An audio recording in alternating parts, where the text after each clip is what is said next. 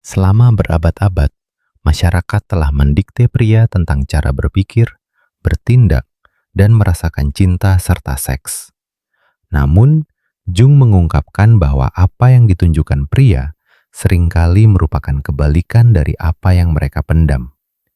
Di balik kepercayaan diri, ketabahan, atau bahkan pesona, terdapat pergulatan sunyi antara naluri purba dan kelaparan emosional. Kebanyakan pria tidak akan mengakui hal ini, bahkan kepada diri mereka sendiri, karena mengakuinya terasa seperti menyerah. Tapi inilah kenyataannya. Pria tidak hanya mendambakan seks, mereka mendambakan transendensi. Mereka lebih takut pada kerentanan daripada penolakan. Dan gagasan mereka tentang cinta terjerat dalam arketipe bawah sadar yang lebih tua dari peradaban itu sendiri. Pada akhir video ini, Anda akan memahami apa yang sebenarnya diinginkan pria dan mengapa mereka tidak akan pernah mengatakannya dengan lantang. Pikiran pria yang sebenarnya tentang cinta dan seks bukan hanya bersifat pribadi. Hal-hal itu seringkali terkubur di tempat-tempat yang bahkan tidak dapat mereka akses sepenuhnya. Carl Jung, pelopor psikologi mendalam, membuktikan bahwa pikiran sadar kita hanyalah permukaan. Di bawahnya tersembunyi dunia naluri, arketipe, dan hasrat yang ditekan yang dibentuk oleh biologi, masyarakat, dan ribuan tahun pengalaman manusia kolektif. Tapi mengapa ini penting? Karena ketika seorang pria mengatakan dia menginginkan satu hal, alam bawah sadarnya mungkin berteriak meminta hal yang sebaliknya. Dan alasannya sederhana. Masyarakat memberi penghargaan kepada pria atas dominasi, kendali, dan ketidakterlibatan emosional, sambil menghukum kerentanan. Jadi mereka membelah diri mereka menjadi dua. Bagian yang mereka tunjukkan kepada dunia, dan bayangan yang mereka tolak untuk dihadapi. Jung menyebut ini anima dan animus, energi feminin dan maskulin batin yang membentuk cara kita mencintai dan berhasrat. Bagi pria, anima mewakili ideal kewanitaan bawah sadar mereka, sebuah cetak biru yang dibentuk oleh budaya, masa kecil, dan bahkan mitologi. Tapi inilah kejutannya. Kebanyakan pria tidak pernah menghadapi dunia batin ini. Sebaliknya, mereka memproyeksikannya kepada wanita nyata, mendambakan pasangan yang mewujudkan anima mereka, sambil takut akan kekuatan yang dimilikinya atas mereka. Dan kemudian ada bayangan, bagian paling gelap dan paling disangkal dari jiwa.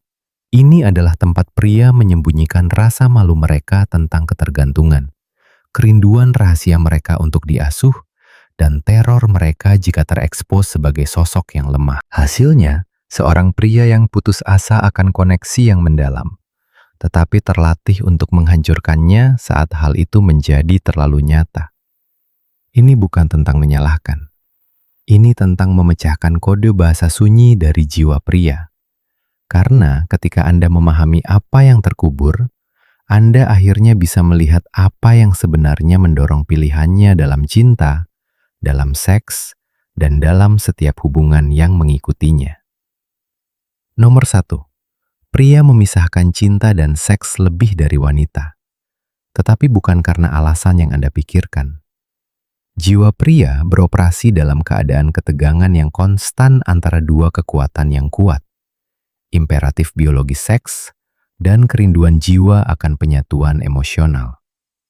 Carl Jung mengungkapkan ini bukan sekedar pengondisian sosial, melainkan perpecahan mendasar dalam psikologi maskulin yang berakar pada arketipe terdalam kita. Pada inti dualitas ini terletak animus, prinsip maskulin rasional terstruktur yang mencari kendali dan pencapaian, terkunci dalam perjuangan abadi dengan anima, esensi feminin batin pria yang merindukan koneksi, keindahan, dan transendensi. Pertempuran internal ini menjelaskan mengapa pria bisa tampak begitu kontradiktif dalam masalah cinta dan seksualitas. Mampu memberikan pengabdian yang mendalam, namun memisahkan hasrat fisik dengan apa yang tampak seperti ketidakterlibatan emosional. Asumsi umum bahwa pria hanya memisahkan cinta dan seks dengan lebih mudah daripada wanita melewatkan arus bawah psikologis yang mendalam. Pembagian ini bukan tentang pendangkalan, melainkan mekanisme perlindungan terhadap kekuatan anima yang luar biasa. Ketika seorang pria mengalami ketertarikan seksual, dia tidak hanya menghadapi hasrat fisik, tetapi juga kerentanan yang menakutkan dari aspek feminin bawah sadarnya sendiri. Semakin kuat ketertarikannya, semakin besar ancaman terhadap identitas maskulinnya yang dibangun dengan hati-hati. Ini menjelaskan paradoks mengapa pria sering menarik diri setelah keintiman. Bukan karena mereka tidak merasakan apa-apa, melainkan karena mereka merasakan terlalu banyak dan paparan emosional menjadi tak tertahankan bagi ego. Dorongan biologis tentu memainkan perannya, memprogram pria untuk pengejaran fisik. Tetapi kejeniusan Jung adalah dalam mengungkapkan bagaimana naluri ini terjerat dengan pola arketipe. Kompleks Madonna dan pelacur menunjukkan hal ini dengan sempurna, bukan sebagai kecenderungan misoginis seperti yang umum ditafsirkan, tetapi sebagai mekanisme pertahanan psikologis. Dengan membagi wanita ke dalam kategori kesucian dan kenistaan, pria menciptakan jarak psikologis dari kekuatan penuh feminin yang mengancam untuk membubarkan batasan maskulin mereka. Madonna mewakili proyeksi anima yang aman dan disetujui secara sosial, yang menuntut rasa hormat tetapi melarang ekspresi seksual penuh. Sementara sang pelacur mewujudkan sisi bayangan di mana hasrat dapat mengalir bebas, tetapi harus tetap terputus dari cinta. Pembagian ini memiliki tujuan yang menyakitkan. Hal ini memungkinkan pria untuk terlibat secara seksual sambil melindungi diri mereka dari penyatuan tingkat jiwa yang dibutuhkan oleh keintiman sejati. Apa yang tampak sebagai sikap dingin seringkali merupakan pelestarian diri bawah sadar terhadap emosi yang terasa sangat berlebihan. Tragedinya adalah bahwa dalam perlindungan diri ini, pria memutus diri mereka sendiri dari transformasi yang diam-diam mereka idamkan.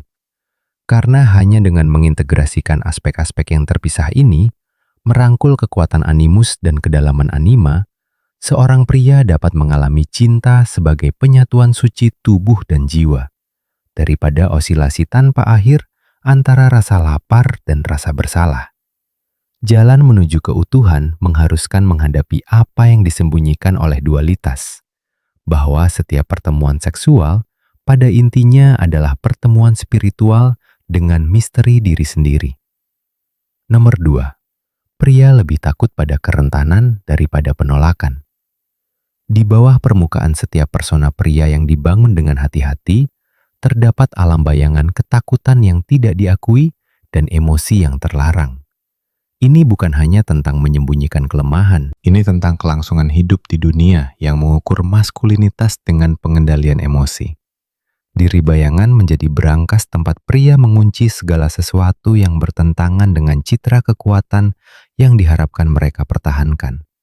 Apa yang paling mengejutkan bukanlah apa yang disembunyikan, tetapi mengapa. Teror kerentanan berjalan lebih dalam daripada rasa takut akan penolakan. Karena penolakan hanya melukai ego, sementara kerentanan mengancam untuk membongkar seluruh konstruksi maskulin. Seorang pria mungkin menghadapi kegagalan profesional atau bahaya fisik dengan keberanian relatif, namun gemetar pada prospek mengatakan, "Aku butuh kamu," kepada seseorang yang dia cintai. Bayangan tidak hanya menyembunyikan rasa malu tentang ketidakmampuan yang dirasakan. Ia menjaga bagian manusiawi yang paling lembut dari jiwa seorang pria. Kapasitasnya untuk kasih sayang yang lembut, kerinduannya untuk dihibur, idealisme romantis rahasianya. Ini tidak absen, tetapi secara aktif ditekan, menciptakan paradoks yang menyakitkan di mana semakin seorang pria merasa, semakin sedikit dia bisa mengungkapkannya. Tuntutan masyarakat akan ketabahan mengubah kebutuhan emosional normal menjadi sumber rasa malu yang mendalam. Mengajarkan anak laki-laki sejak dini bahwa air mata adalah pengkhianatan dan kebutuhan adalah kegagalan. Pada masa dewasa, pengondisian ini berjalan begitu dalam, sehingga mengakses kerentanan otentik terasa seperti mempertaruhkan pemusnahan. Tragedinya adalah bahwa kualitas yang disembunyikan pria justru adalah apa yang bisa membuat mereka paling dicintai. Bukan terlepas dari kerentanan mereka, tetapi karena itu. Pertimbangkan pria yang diam-diam mendambakan cinta, tetapi tidak bisa mengakuinya, bahkan kepada dirinya sendiri. Bayangannya membisikkan bahwa hasrat sama dengan ketergantungan, dan ketergantungan sama dengan kelemahan. Jadi dia membangun pertahanan yang rumit, menjauh saat dia paling menginginkan kedekatan, mengkritik saat dia merasakan kasih sayang, menyabotase hubungan saat hubungan itu menjadi penting. Ini bukan permainan, tetapi pelestarian diri. Bayangan menurut Jung tidak hanya menyimpan apa yang tidak dapat diterima oleh masyarakat. Ia menjaga apa yang terlalu berbahaya bagi pria itu sendiri untuk dihadapi. Ketika kebutuhan yang terkubur ini kadang-kadang muncul ke permukaan, mereka sering bermanifestasi dalam bentuk yang menyimpang. Kemarahan yang tidak dapat dijelaskan menggantikan kesedihan, intensitas seksual menggantikan kelaparan emosional, atau gila kerja menutupi ketakutan akan keintiman. Jalan menuju integrasi bukanlah tentang meninggalkan kekuatan, tetapi mendefinisikannya kembali. Seorang pria yang sepenuhnya berdamai dengan bayangannya, menemukan bahwa apa yang dia takutkan akan menghancurkannya, justru membuatnya lebih lengkap. Kapasitasnya untuk mencintai semakin dalam ketika dia berhenti takut pada kelembutannya sendiri. Hubungannya berubah ketika dia tidak lagi menghukum orang lain karena melihat menembus perisainya. Dan seksualitasnya mendapatkan dimensi baru ketika tidak lagi digunakan sebagai senjata dan perisai terhadap kerentanan yang diam-diam dia idamkan. Trik terbesar bayangan adalah meyakinkannya bahwa untuk dicintai, dia harus menyembunyikan bagian-bagian yang justru membuat cinta menjadi mungkin. Nomor 3. Pria mendambakan koneksi yang mendalam, tetapi seringkali tidak tahu cara memintanya. Arketip sang kekasih mewakili salah satu kekuatan paling kuat, namun paling disalahpahami dalam jiwa pria. Sebuah energi yang melampaui sekadar hasrat fisik dan menyentuh kerinduan purba akan penyatuan.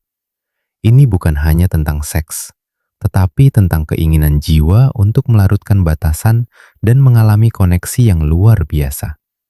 Namun, pria modern sering menemukan diri mereka berperang dengan arketip ini. Kecenderungan alami mereka terhadap gairah dan kerentanan terus-menerus bertarung melawan energi prajurit yang diagungkan secara budaya yang menghargai kendali, disiplin, dan ketidakterlibatan emosional. Tragedinya adalah bahwa sementara masyarakat memberi penghargaan kepada pria atas kualitas prajurit, kemampuan untuk memisahkan, mendominasi, mencapai prestasi, masyarakat tidak menyediakan wadah suci bagi penyerahan sang kekasih pada perasaan, pada kesenangan, pada keindahan yang menakutkan dari paparan emosional. Konflik internal ini menjelaskan mengapa pria begitu sering mengidealkan wanita yang dengan sempurna mewujudkan ideal feminin bawah sadar mereka yang membawa semua kualitas jiwa yang harus mereka tekan dalam diri mereka sendiri. Ketika seorang pria menjadi terobsesi dengan seorang wanita yang memancarkan kehangatan, kefasihan emosional, atau kebebasan sensual, dia tidak hanya tertarik padanya. Dia terpesona oleh bagian-bagian dirinya yang hilang yang diwakili oleh wanita itu. Proyeksi ini menjelaskan intensitas yang hampir mistis yang dirasakan beberapa pria terhadap wanita tertentu, di mana ketertarikan terasa seperti takdir. Wanita itu menjadi simbol hidup dari segala sesuatu yang dirindukan oleh kekasih batinnya, tetapi ditakuti oleh prajuritnya. Izin untuk merasa secara mendalam, untuk membutuhkan dengan penuh gairah, untuk ada di luar logika dingin pencapaian dan kendali. Namun, idealisasi ini mengandung paradoks yang menyakitkan. Semakin sempurna seorang wanita mewujudkan anima pria, semakin dia mengancam identitas yang dibangun dengan hati-hati di sekitar cita-cita maskulin. Inilah sebabnya mengapa pria sering menyabotase hubungan di mana mereka merasa paling dilihat secara mendalam. Teror kehilangan diri mereka dalam energi sang kekasih dapat melebihi pemenuhan mendalam yang ditawarkannya. Proyeksi anima juga menjelaskan mengapa pria sering merasa kecewa ketika wanita nyata gagal mencocokkan ideal bawah sadar mereka. Bukan karena wanita itu kurang, tetapi karena tidak ada manusia yang mungkin bisa memikul beban kualitas jiwa pria yang tidak diakui tanpa batas waktu. Jalan untuk menyembuhkan perpecahan ini tidak mengharuskan meninggalkan kekuatan prajurit, tetapi mengintegrasikannya dengan kerentanan sang kekasih. Ketika seorang pria belajar untuk mengakses kedalaman emosionalnya sendiri tanpa rasa malu, dia berhenti menuntut wanita untuk mengkompensasi kekosongan batinnya. Ketika dia berdamai dengan kebutuhannya akan koneksi, dia tidak lagi terombang-ambing antara ketergantungan yang membutuhkan dan ketidakterlibatan yang dingin. Dan ketika dia menghormati sang kekasih di dalam dirinya, dia menemukan bahwa kekuatan maskulin sejati bukanlah tentang mengendalikan perasaan, tetapi memiliki keberanian untuk diubah olehnya.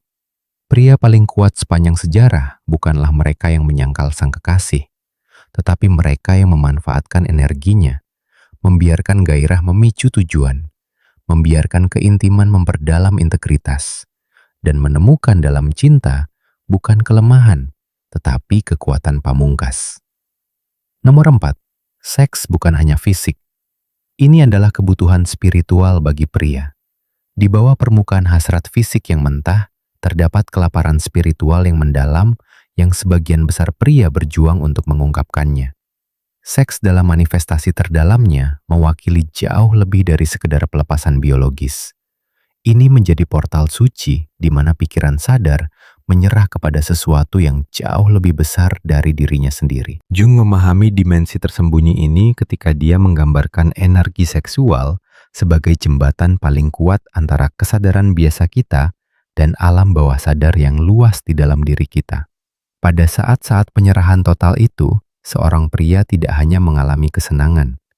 Dia secara singkat terbebas dari penjara persona yang dibangunnya dengan hati-hati.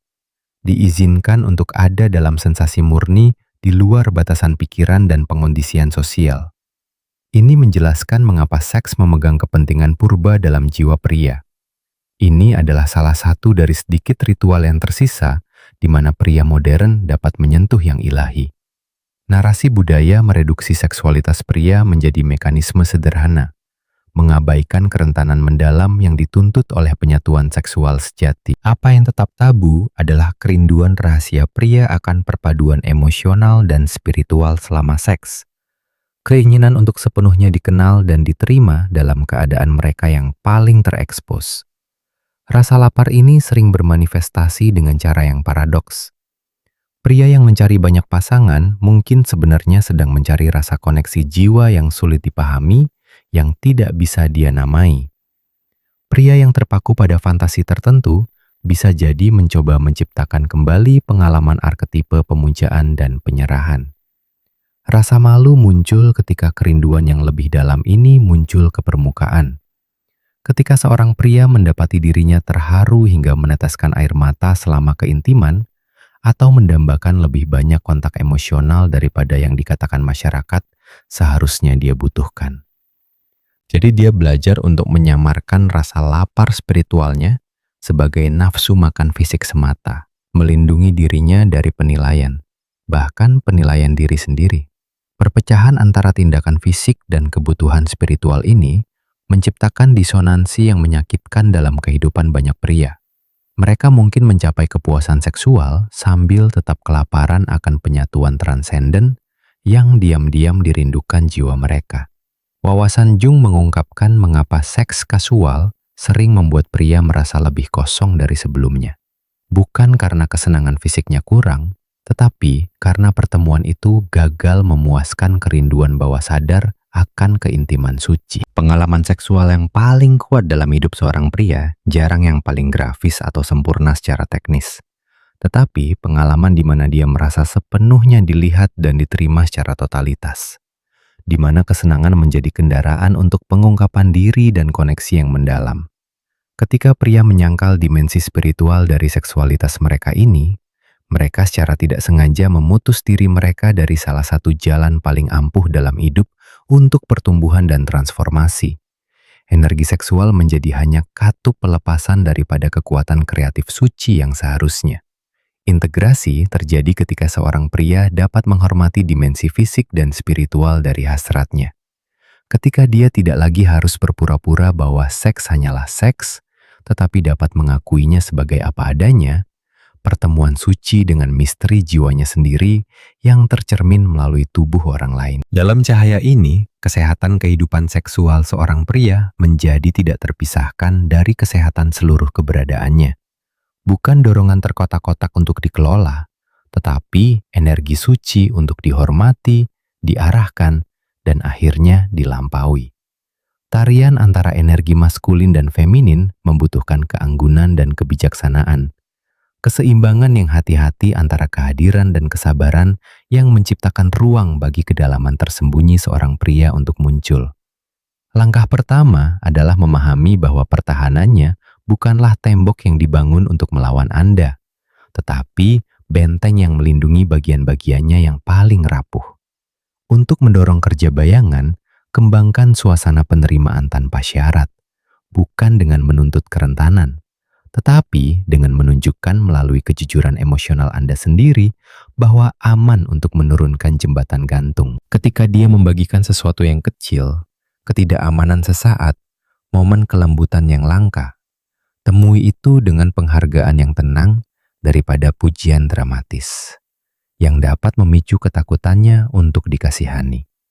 Kuncinya adalah konsistensi, membuktikan seiring waktu bahwa kerentanannya tidak akan digunakan untuk melawannya, bahwa bayang-bayangnya diterima dalam cahaya Anda. Proyeksi anima bekerja dua arah. Sementara dia secara tidak sadar mencari ideal femininnya dalam diri Anda memegang kekuatan untuk mencerminkan kembali keutuhan terintegrasi yang diam-diam dia idamkan. Ini tidak berarti menampilkan kesempurnaan, tetapi mewujudkan paradoks suci energi feminin, kehangatan yang tidak mencekik, misteri yang tidak memanipulasi. Jadilah tempat perlindungan di mana dia bisa beristirahat dari perjuangan terus-menerus, tetapi juga inspirasi yang mengingatkannya pada puisi kehidupan. Tahan dorongan keibuan untuk memperbaiki atau memanjakan saat dia berjuang. Sebaliknya, percayalah pada kekuatan batinnya cukup untuk sekedar menyaksikan keyakinan tenang Anda pada keutuhannya, bahkan ketika dia merasa retak, menjadi cermin di mana dia melihat sekilas potensinya sendiri. Komunikasi di ranah ini terjadi paling kuat di ruang-ruang di antara kata-kata. Sentuhan yang berlama-lama saat dia membagikan sesuatu yang sulit berbicara lebih keras daripada jaminan. Keheningan yang nyaman setelah keintiman menyampaikan lebih banyak penerimaan daripada pernyataan sentimental. Perhatikan apa yang dia ungkapkan melalui tindakan. Cara dia merawat Anda saat Anda sakit mengungkapkan kelembutannya. Sifat protektifnya saat Anda merasa tidak aman menunjukkan pengabdiannya. Ketika ketegangan muncul, hindari bahasa tuduhan dengan melabuhkan percakapan pada nilai-nilai bersama daripada keluhan.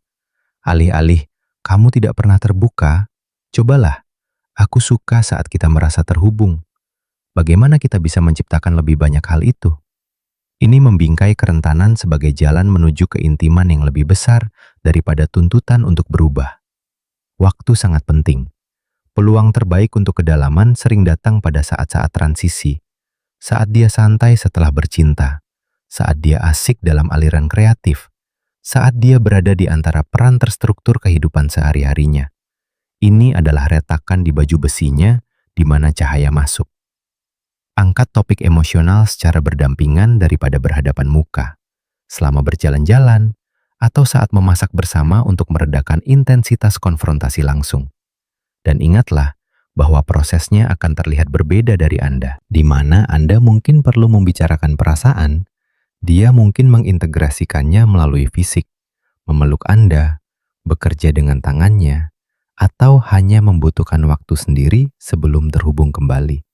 Pada akhirnya, hadiah terbesar yang dapat Anda tawarkan bukanlah kemampuan Anda untuk memancingnya keluar, tetapi kapasitas Anda untuk menahan ruang tanpa agenda. Ketika dia merasakan bahwa cinta Anda tidak bergantung pada dia melakukan ketersediaan emosional sesuai permintaan, bahwa Anda melihat dan menerima totalitas siapa dia, termasuk ruang sunyinya, saat itulah pencairan terdalam terjadi. Kehadiran Anda yang stabil menjadi wadah alkimia di mana bagian-bagiannya yang terfragmentasi akhirnya dapat mulai berintegrasi, di mana sang kekasih belajar berbicara bahasa prajurit, dan di mana seks menjadi bukan hanya tindakan kesenangan, tetapi kepulangan ke dirinya yang utuh. Perjalanan melalui lanskap tersembunyi dari hasrat pria mengungkapkan kebenaran yang mendalam. Apa yang sering tampak sebagai kesederhanaan di permukaan, sebenarnya adalah kedalaman rumit yang menunggu untuk dipahami. Kebijaksanaan Karajung memberi kita lebih dari sekedar penjelasan. Ini menawarkan kompas untuk menavigasi wilayah cinta, seks, dan kerentanan maskulin yang belum terpetakan. Kekuatan bawah sadar ini tidak harus tetap menjadi misteri yang menyabotase hubungan. Begitu dibawa ke dalam kesadaran, mereka menjadi sekutu yang kuat dalam menciptakan koneksi yang lebih dalam dan lebih otentik. Pola-pola yang telah kita ungkap hari ini bukanlah cacat dalam psikologi pria, tetapi pintu menuju transformasi ketika didekati dengan wawasan dan kasih sayang. Sekarang kami ingin mendengar dari Anda. Wahyu mana tentang jiwa pria yang paling beresonansi secara mendalam? Apakah dimensi spiritual dari seksualitas pria? Kerentanan tersembunyi di balik penarikan diri emosional? Bagikan pemikiran Anda di bawah ini. Perspektif Anda menambah dimensi berharga pada percakapan ini. Jika eksplorasi psikologi Jungian ini menerangi pemahaman baru bagi Anda, tunjukkan apresiasi Anda dengan menyukai video ini. Ini membantu kami membuat lebih banyak konten yang melampaui saran hubungan tingkat permukaan untuk mengungkap kebenaran psikologis ini. Dan pastikan untuk berlangganan, karena minggu depan kita akan mengalihkan lensa Jungian kita ke sisi lain persamaan. Bagaimana animus, prinsip maskulin batin pada wanita, secara diam-diam membentuk pendekatan mereka terhadap cinta, karir, dan kekuatan pribadi dengan cara yang mungkin mengejutkan Anda. Sampai saat itu, ingatlah, hubungan terhebat bukanlah tentang mengubah satu sama lain, tetapi tentang memiliki keberanian untuk menjelajahi negeri-negeri yang belum ditemukan di dalam diri kita sendiri.